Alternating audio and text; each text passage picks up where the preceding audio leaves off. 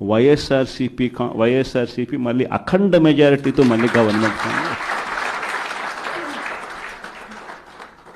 కానీ ఈసారి ఫామ్ చేసినప్పుడు మాత్రం ప్రజలకు చంద్రబాబు నాయుడు నైజం పూర్తిగా అర్థమైపోతుంది. కాబట్టి మనల్ని మళ్ళీ 30 ఏళ్ళు అక్కడే కూర్చోబెట్టే విధంగా కూడా ప్రజలు ఖచ్చితంగా అడుగులు వేస్తారన్న నమ్మకం నాకుంది.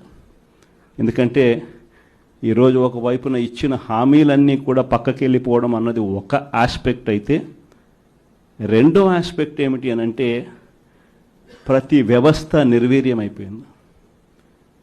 కేవలం చంద్రబాబు నాయుడు గారి ప్రభుత్వం రాకమునుపు మన ప్రభుత్వం ఉన్నది.